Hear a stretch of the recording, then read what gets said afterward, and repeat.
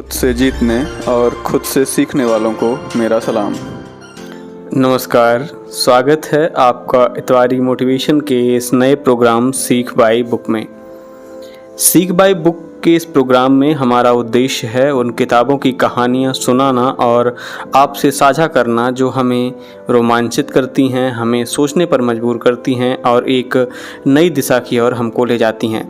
साथ ही साथ ये हमें कुछ नया सिखाती हैं जीवन में आगे बढ़ने के लिए। किताबों के इस सफ़र में हम साथ हैं उन किताबों के जो हमें आत्मसमझ, हमें उत्साह, प्रेरणा, इंस्पिरेशन के माध्यम से हमारा मार्गदर्शन भी करती हैं। शुरू करने से पहले मैं ये भी कहता चलूँ कि आपका एक लाइक, एक शेयर और एक सब्सक्राइब हमारी उम्मीदों को और मजबूत करता है और इसीलिए हम इस तरह के और प्रेरणादायक वीडियो, किताबों की समरी आपके लिए लाते रहते हैं। तो तैयार हो जाइए एक नई सीख के लिए। सीख बाय बुक में आज की बुक है mountain is you. Mountain is you पुस्तक की लेखिका हैं ब्रायना विएस्ट। तो आइए शुरू करते हैं माउंटेन इज़ यू बुक के बारे में, इसकी समरी, और जानते हैं कि क्या कुछ हमें इस किताब से सीखने को मिलने वाला है।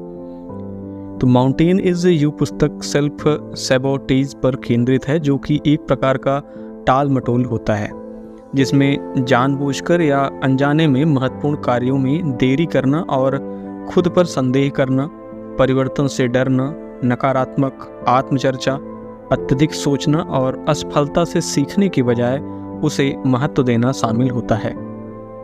पुस्तक की लेखिका ब्रायना विएस्ट हमें आघात से उबारने में मदद करेंगी इस किताब के माध्यम से और आपको जीवन का अर्थ सिखाने का प्रयास भी करेंगी।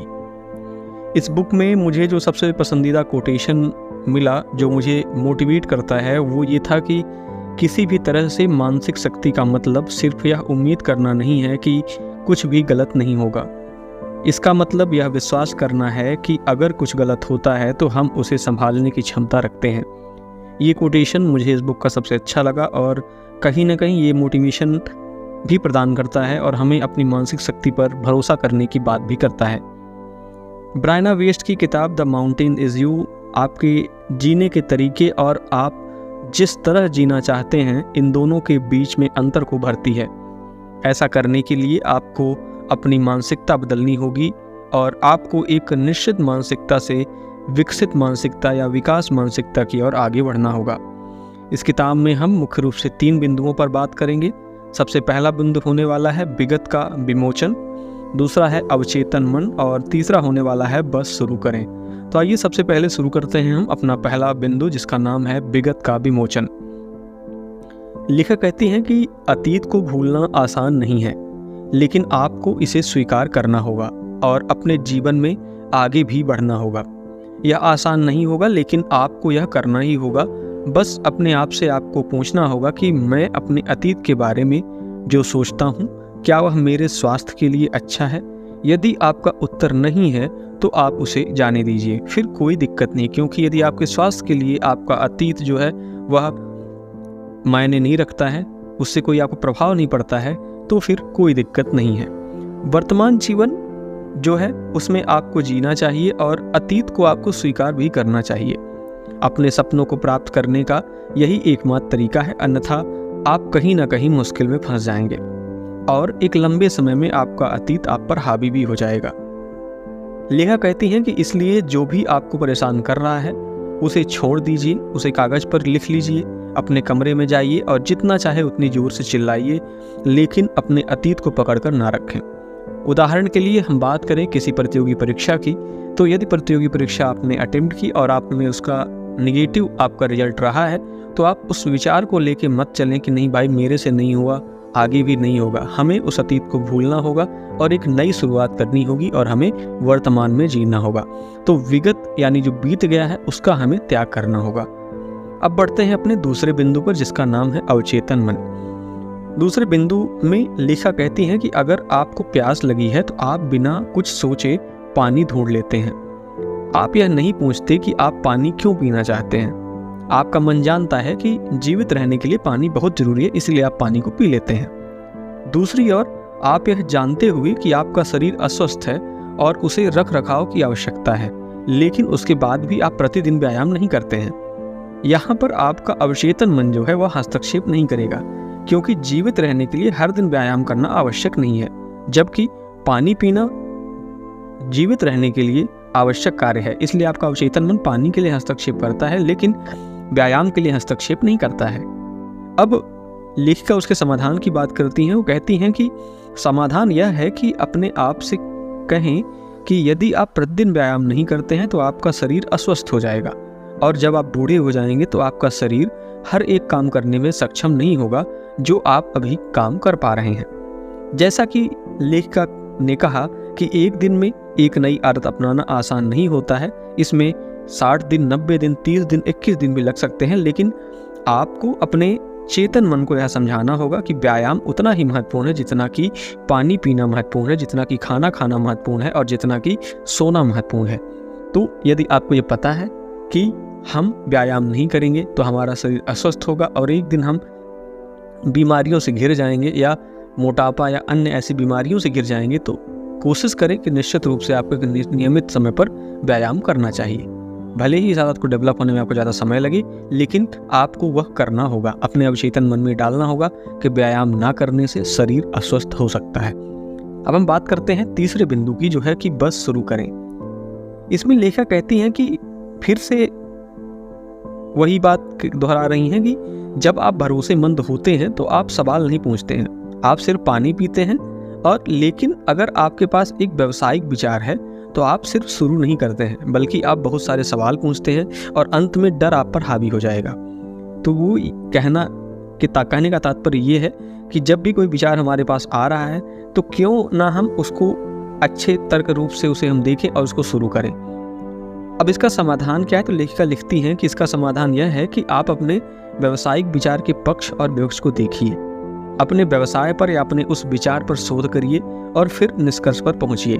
अब मैं उदाहरण की बात करता हूं तो मैं अपने YouTube चैनल का ही उदाहरण लेता हूं कि ऐसा नहीं है कि NHICS MPPSC जो ये चैनल है एकमात्र चैनल नहीं है जो किताबों के बारे में या MPPSC के बारे में बात करता है। ऐसे कई चैनल हैं जो ऐसा ही करते हैं। तो क्या हुआ अगर मेरे मन में ये विचार आ जाता कि क्या होगा अगर कोई मेरे चैनल को नहीं देखेगा, क्या होगा अगर मैं पैसा नहीं कमा पाऊंगा, और क्या होगा अगर मैं इस प्रयास में अपने असफल हो जाऊं। क्यों? क्योंकि यह सब एक डर है और कुछ नहीं। इसलिए मैंने जो किया कि मैंने अपने आप को एक वैध कारण दिया, एक चैनल शुरू करना और बदले में कुछ मत मांगना। हमने चैनल शुरू किया, हम इसमें वीडियो अपलोड करते हैं, आप लोग इसे सुनते हैं, आप लोग इसे देखते हैं। बदले में क्या मिल रहा? हमें उसकी इच्छा नहीं है क्या मिल रहा, हमारा प्रयास अच्छा, एक वैध कारण हमारे पास है, उसे हम यहाँ पे पेश कर रहे हैं। मैंने जो किया वह यह है कि इस चैनल से हमने उम्मीदें ख़त्म कर दी कि हमें इस चैनल से कोई उम्मीद नहीं है, जो भी होगा अच्छा होगा, नहीं होगा तो बुरा तो बिल्कुल भी नहीं होगा।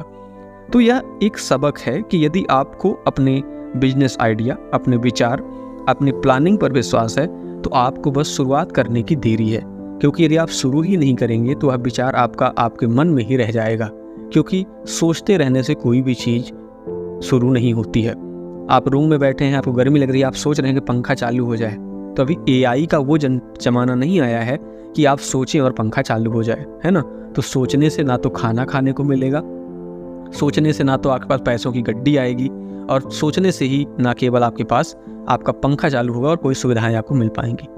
तो हमें जो विचार हमारे अंदर आ रहे हैं, जो आइडियाज़ हमारे अंदर आ रहे हैं, उन पर हमें काम करना होगा, उनका पक्ष विपक्ष जानना होगा, और उसे कहीं ना कहीं हम एक निष्कर्ष पर पहुंच के एक शोध के द्वारा हम उसे ये कह सकते हैं कि हाँ हमें ये कार्य करना है, तो उस कार्य को आपको करना पड़ेगा। तो बस आप शुरू कर दीजिए। तो इस किताब में 3 बिंदु जो थे, इन 3 बिंदुओं के माध्यम से मैंने इस किताब को आपके सामने लाने का प्रयास किया है, उसकी समरी लाने का प्रयास किया है, जो कि एक शॉर्ट समरी है, छोटी समरी है, लगभग 8 से 10 मिनट में आपको ये समरी आपकी किताब के बारे में पूरा नॉलेज आपको मैंने प्रदान किया है। आपको ये किताब पढ़नी चाहिए। क्यों पढ़नी चाहिए? क्योंकि यदि आपके अंदर टालने की जो एक आदत हो जाती है, टाल मटोल करने की, जानबूझकर किसी काम को देरी करने की, संदेह करने की, खुद पर परिवर्तन से डरने की, नकारात्मक आत्मऊर्जा, अत्यधिक सोचना, असफलता को महत्व देना, इन सब चीज़ों में यदि आप हैं तो कहीं ना कहीं आपको माउंटेन इज़ यू पुस्तक पढ़नी चाहिए, जिसके लेखक ब्रायन वी एस्टा जी हैं। ठीक है। और लास्ट में एक जो चीज़ इस किताब से मुझे इस किताब का सबसे बड़ा विचार मिला, इस किताब की क्या सीख मिली, वो ये है कि आप ही हैं जो खुद को सफलता से दूर रख रहे हैं। इसलिए उम्मीदों, अतीतों को छोड़ दें, अधिक सोचना बंद करें और आप देखेंगे कि आप कितने सक्षम हैं। तो इसी विचार के साथ आज की ये बुक सीख बाय बुक की जो सीख थी उसे हमने यहाँ पे देखा। मैं आशा करता हूँ कि आपको सीख बाय बुक का ये लेसन अच्छा लगा होगा और आप इस किताब को ज़रूर पढ़ें, क्योंकि ये किताब आपके अंदर मोटिवेशन को आगे बढ़ाएगी। चलिए, अच्छा है, यदि आपको हमारा प्रयास अच्छा लगा है तो आप इसे लाइक कर सकते हैं, चैनल को सब्सक्राइब कर सकते हैं और वीडियो को अपने मित्रों तक शेयर कर सकते हैं, क्योंकि आपका एक लाइक, एक शेयर और एक सब्सक्राइब हमारी उम्मीदों को और मोटिवेट करता है ऐसे ही अन्य किताबों को प्रेरणादायक रूप में लाने के लिए। तो अच्छा है, हंसते रहिए, मुस्कुराते रहिए और अच्छी किताबें पढ़ते रहिए, क्योंकि जब आप अच्छी किताबें पढ़ेंगे तो निश्चित ही जीवन में आप उत्तरोत्तर वृद्धि की ओर अग्रसर होंगे। धन्यवाद।